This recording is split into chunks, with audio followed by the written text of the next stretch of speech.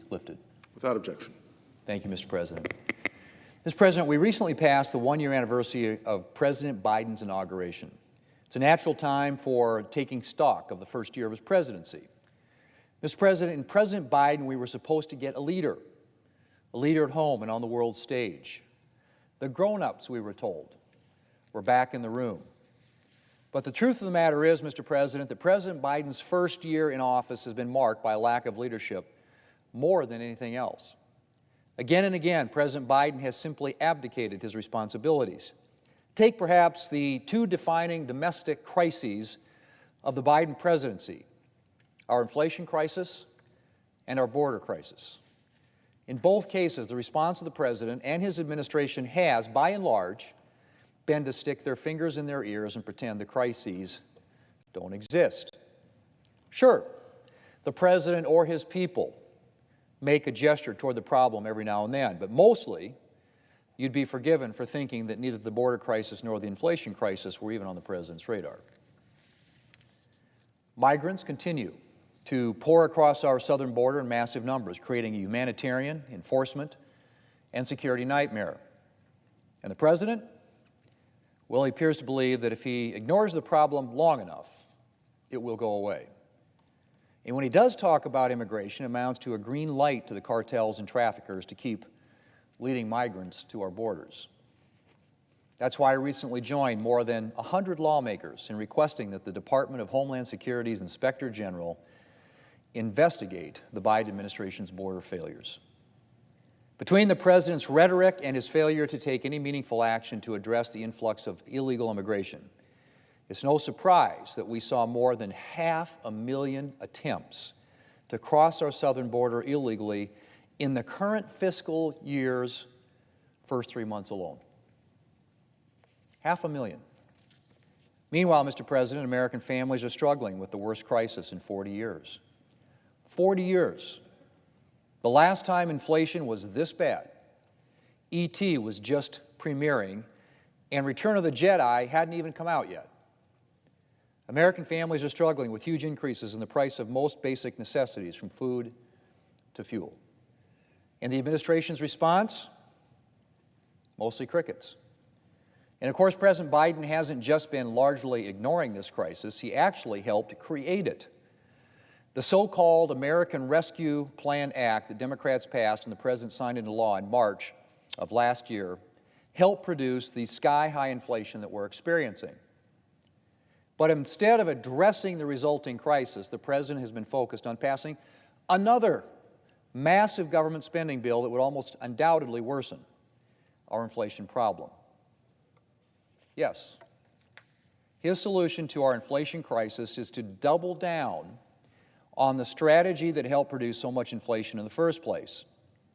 Meanwhile, Americans are wondering if their paychecks will stretch to afford the sharp increases at the grocery store and in gas prices, utility bills, household commodities, and the list goes on.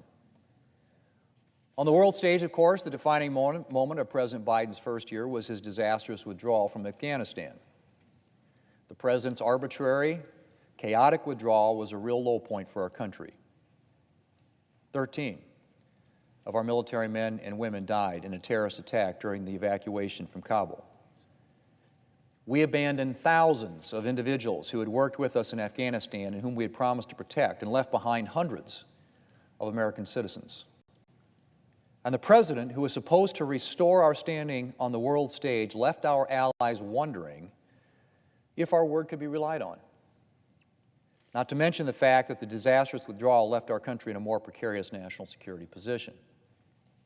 Meanwhile, the President's recent press conference left serious questions as to how well he is likely to handle another pressing national security issue, and that's the situation in Ukraine.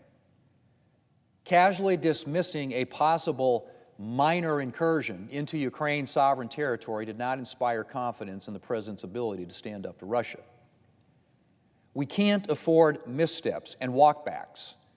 Putin is looking to test America and NATO's resolve, looking for any hesitation or division.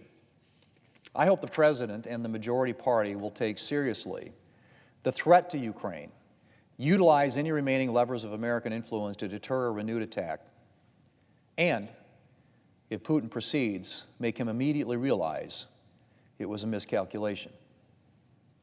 Mr. President, perhaps the biggest thing the President was going to do, the most important way he was going to be a leader, was to pull our country together. That was the defining theme of President Biden's inaugural address.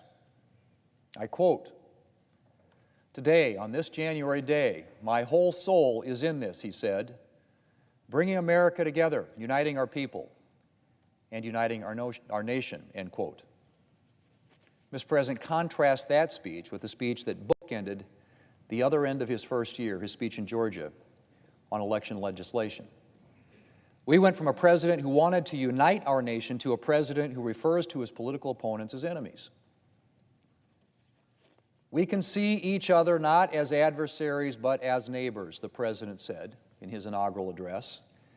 "We can treat each other with dignity and respect." In his Georgia speech, by contrast, the president's political opponents became not only adversaries but enemies and racists, all for the crime of disagreeing with the president's vision of election reform. The president's complete condemnation of half the country was striking. I lost track of the number of people he implied were racist. The president assumed bad faith on the part of those who disagree with him. Missing from his speech was any shred of recognition that perhaps Americans of goodwill can disagree on election legislation. No, if you disagree with the president, you're a racist. Like Hillary Clinton before him, it's clear that President Biden conceives of a large portion of the American people as deplorables. The president repeatedly referred to justice in his Georgia speech. Perhaps he should consider the profound injustice of baselessly suggesting half the country is racist. In his inaugural address, the president said, and I quote, "We must reject a culture in which facts themselves are manipulated and even manufactured," end quote.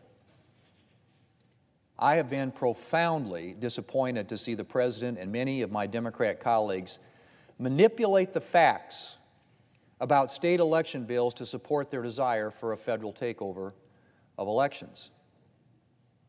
Manipulated facts were a hallmark of the president's speech in Georgia as he tried to twist a mainstream election law into Jim Crow 2.0. His attempts were particularly ironic given that the state he was complaining about offers greater opportunities to vote than are offered by the president's home state of Delaware. And days later, at a press conference marking his first year in office, the president laid the groundwork for future division and disunity by suggesting that the 2022 elections could be illegitimate if Democrats' election legislation doesn't get passed. That is, I assume, if Democrats don't win. It was yet another profoundly disappointing remark from a president who was supposed to take the lead in bringing this country together. Mr. President, 1 year into the Biden presidency, it's become clear that the president of the inaugural address, the president whose whole soul was committed to uniting our nation, has long ago disappeared. The president's not only failed to unite the country, but as his ugly and divisive speech in Georgia made clear, he has come to regard anyone who opposes his policies with active hostility and contempt. Just 1 year after dedicating himself to uniting our country, the president is dividing Americans into supporters and enemies. We must end this uncivil war that pits red against blue, rural versus urban, conservative versus liberal, the president said in his inaugural address.